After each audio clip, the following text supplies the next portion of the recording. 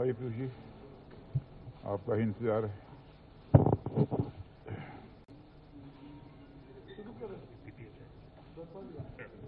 बोलिए सर।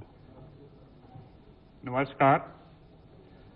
मैं आज की मीडिया ब्रीफिंग में स्वागत करता हूं रक्षा मंत्री श्री राजनाथ सिंह जी का, और इनके साथ मंत्री हैं श्री थावरचंद गहलोत जी, प्रकाश जावड़ेकर जी, पीयूष गोयल जी, मुख्तार अब्बास नकवी जी, प्रहलाद जोशी जी। सर, मैं रिक्वेस्ट करता हूं कि आप मीडिया का ब्रीफिंग शुरू करें। सर मित्रों, मेरी तरफ से आप सभी का स्वागत है। और आज बाइक नहीं चल रही है? चल रही है। आज राज्यसभा में जब कृषि से संबंधित 2 विधेयकों पर चर्चा चल रही थी, उस समय राज्यसभा के अंदर जो कुछ भी हुआ वह जहां दुखद था वही दुर्भाग्यपूर्ण था, और इससे भी आगे जाकर मैं कहना चाहूंगा कि वह अत्यधिक शर्मनाक था। मैं जानता हूं कि संसद की कार्रवाई सुचारू रूप से चलाने के लिए जहां पर सत्ता पक्ष की जिम्मेदारी बनती है, वहीं पर विपक्ष का भी सहयोग अपेक्षित है। विपक्ष की भी संसदीय मर्यादाओं का पालन करते हुए अपनी भूमिका का निर्वाह करना यह अपेक्षित होता है, एक्सपेक्टेड होता है विपक्ष के द्वारा भी। लेकिन आम जनता के अंदर, आम किसानों के अंदर एक गलतफहमी पैदा करके केवल निहित राजनीतिक स्वार्थ को साधने की जो कोशिश की जा रही है, मैं समझता हूं कि स्वस्थ लोकतांत्रिक परंपराओं के यह अनुकूल नहीं है। और यह दोनों विधेयक, मैं कह सकता हूं, किसान और कृषि जगत दोनों के लिए यह ऐतिहासिक हैं। इसे लागू करने से स्वाभाविक रूप से किसानों की आमदनी बढ़ेगी, लेकिन किसानों के बीच गलतफहमी पैदा की जा रही है। एमएसपी समाप्त कर दी जाएगी, एपीएमसी समाप्त कर दी जाएगी।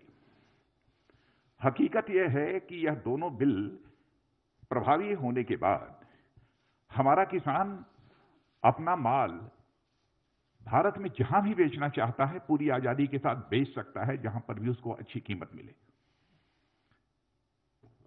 न तो एपीएमसी समाप्त हो रही है और न तो एमएसपी समाप्त हो रही है। इसके पहले भी हमारी सरकार ने बराबर एमएसपी बढ़ाया है, और जो यह वादा किया था कि हम किसानों की आमदनी को जस्ट डबल करेंगे, तो उस लक्ष्य को काफी हद तक हमने हासिल करने में भी कामयाबी हासिल की है। लेकिन हम इसे और आगे ले जाना चाहते हैं। लेकिन जैसा मैंने कहा कि डिप्टी चेयरमैन राज्यसभा के, उनके साथ जो दुर्व्यवहार हुआ है, प्रत्यक्ष सारे देश ने अपनी आंखों से उसे देखा है। हरवंश जी पत्रकारिता क्षेत्र में लंबे समय तक उन्होंने काम किया है और लोग अच्छी तरह परिचित हैं। मूल्यों में विश्वास रखने वाले, वैल्यूज के प्रति कमिटमेंट, एक ऐसे व्यक्तित्व के रूप में उनकी छवि रही है। लेकिन सीधे उनके आसन पर तक चले जाना, और आसन तक जाना ही नहीं बल्कि आसन पर जाकर खड़े हो जाना, वहां पर जाकर रूल्स बुक को फाड़ डालना, और इतना ही नहीं, वहां पर पहुंचकर रूल्स बुक को फाड़ना और अन्य भी जो कागजात रखे हुए थे उसे भी फाड़ देना और आसन के ऊपर चढ़ जाना। जहां तक मैं जानता हूं, मैं कह सकता हूं कि संसदीय इतिहास में कभी ऐसी घटना न तो लोकसभा में हुई है न राज्यसभा में हुई, और राज्यसभा में होना तो यह और बड़ी बात है। राज्यसभा को हम हाउस ऑफ एल्डर्स कहते हैं। संसदीय परंपराओं में विश्वास रखने वाला कोई ही व्यक्ति निश्चित रूप से इस प्रकार की घटना से आहत होगा। आज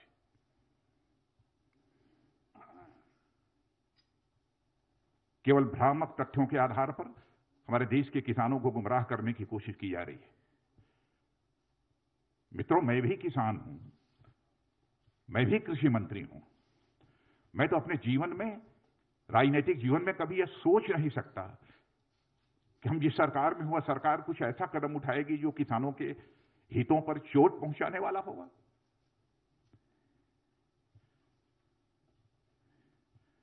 जो कुछ भी हुआ है वह संसदीय गरिमा के अनुरूप नहीं हुआ है।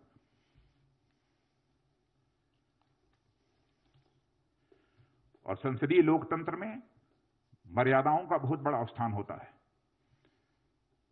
जब संसदीय मर्यादाएं टूटती हैं तो लोकतंत्र की परंपराएं भी शर्मसार होती हैं और तार-तार होती हैं।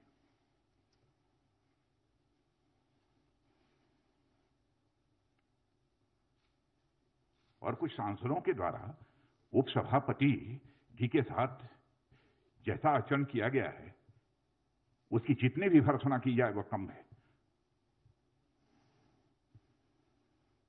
और इस प्रकार की जो भी कार्रवाई की गई है उसको मैं कंडेम करता हूं। और मैं यह स्पष्ट करना चाहता हूं, इस प्रकार की कार्रवाई से उनके छवि पर तो आंच आई ही है, संसदीय गरिमा को भी गहरी चोट पहुंची है।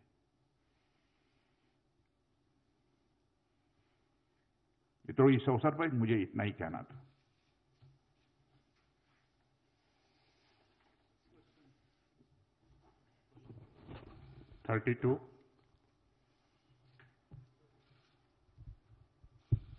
सर, मैं प्रशांत हूँ एबीपी न्यूज से। विपक्षी पार्टियों ने उपसभापति के खिलाफ एक नो कॉन्फिडेंस का नोटिस दिया है सर, उस पर क्या कहेंगे आप? और उसका प्रोसीजर क्या है सर? प्रहलाद जोशी सर हैं यहाँ पर, उसका प्रोसीजर क्या होगा सर? नोटिस दिया है, उसके बाद कैसे टेकअप होगा ये? अभी सर अब चेयरमैन देखेंगे। नोटिस गई है, चेयरमैन को जो इस संबंध में फैसला करना होगा करेंगे। हम राजनीतिक स्तर पर उस संबंध में कुछ नहीं कहना चाहेंगे। यह प्रेरोगेटिव पूरी तरह से चेयरमैन का है। 50 सर, आनंद हूं इंडिया टीवी से। विपक्ष बार बार ये कह रहा है कि वो उनकी आवाज को राज्यसभा में दबाया गया है। बार बार वो मत विभाजन मांग रहे थे, लेकिन जो चेयर पे बैठे थे उपसभापति, उन्होंने मत विभाजन नहीं किया। और साथ ही साथ विपक्ष बार बार एक तर्क ये दे रहा है कि जो सरकार अपनी कैबिनेट मंत्री हरसिमरत कौर को नहीं समझा पाई इस बिल के फायदे को, वो किसानों को और बाकी देश को क्या समझाएगी? समझाने का जहां तक सवाल है, समझाने की कोशिश तो सबको हो रही है। और ऐसे लोग जिनके हर व्यक्ति के फैसले लेने के पीछे कुछ राजनीतिक कारण होते हैं। कैसे उन्होंने यह फैसला किया उस संबंध में मैं कोई टिप्पणी नहीं करना चाहता हूं। लेकिन इस प्रकार का आचरण हेल्दी डेमोक्रेसी में यह तो सभी स्वीकार करेंगे ना कि अपेक्षित नहीं है। 60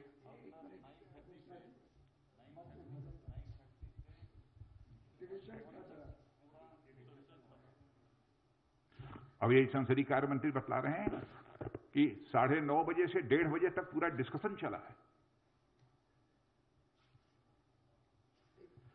अच्छा, दूसरी चीज, मान लिया उन्हें महसूस हुआ कि उनको इग्नोर किया गया, उनकी बात नहीं सुनी किसी, मान लिया। लेकिन मैं ऐसा मानता नहीं, लेकिन उनके हिसाब से भी हम माने। तो क्या इस हेल्दी पार्लियामेंट्री डेमोक्रेसी में उस व्यक्ति को वायलेंट होना चाहिए, चेयर पर अटैक करना चाहिए, डिप्टी चेयरमैन के आसन पर चढ़ जाना चाहिए? क्या औचित्य है इसका? माइक तोड़ देना चाहिए? मित्रों, सचमुच मैं इससे आहत हुआ हूं। नेक्स्ट क्वेश्चन है सर, जो आपने प्रश्न किया डिवीजन का, जिस समय वाइस चेयरमैन साहब जो उनकी अलग अलग अमेंडमेंट्स थे उस पर वो डिवीजन के लिए उन्होंने कहा, उस समय वो सारे लोग जो है वो बेल में थे और वहां हंगामा ही नहीं कर रहे थे, सारे माइक्स तोड़ डाले थे और माइक्स तोड़ करके हाथ में लेकर के, और एक तरह से वायलेंट अप्रोच था उनका। उस समय अगर वो वायलेंट थे तो उसमें अगर वो किसी भी तरह के पार्लियामेंट्री डेकोरम की बात कर रहे हैं तो निश्चित तौर से बिल्कुल गलत है। और बार बार जो है वो वाइस चेयरमैन साहब ने कहा कि आप अगर डिवीजन चाहते हैं तो आपको अपनी सीट पर जाना ही चाहिए, लेकिन कोई नहीं गया, बल्कि जैसा कि आदरणीय राजनाथ जी ने कहा कि वो तो जो हमारे जो राज्यसभा के स्टाफ के लोग थे उनकी मेज पर थे, एक दूसरे की कंधों पर जो है वो नारेबाजी कर रहे थे। Second last question 60। या राजनाथ जी, मेरा सवाल, मैं मनीष कुमार हूँ, न्यूज़ 24 न्यूज़ चैनल से।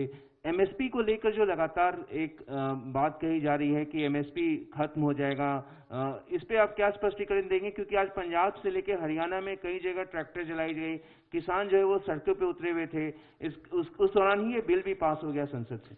मित्रों, मैं दो टूक शब्दों में तहे दिल मैं देश के किसान भाइयों को संदेश देना चाहता हूं, किसी भी सूरत में एमएसपी खत्म नहीं होगी। इतना ही नहीं, एपीएमसी जो है उसकी व्यवस्था भी किसी भी सूरत में खत्म नहीं होगी। यह मैं पूरी तरह से देश के किसानों को आश्वस्त करना चाहता हूं, अपने किसान भाइयों को। मैं भी किसान हूं। Last question 13। So, Polemy from India Today. My question is about MSP itself.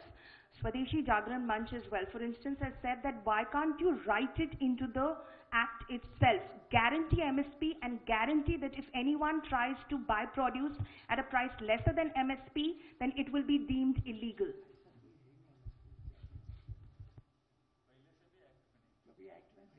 ऐसा प्रोविजन कभी एक्ट में रहा भी नहीं है, इसके पहले भी। Thank you very much, sir. Friends, thank you very much. MSP is not a part of any law. It's an administrative order.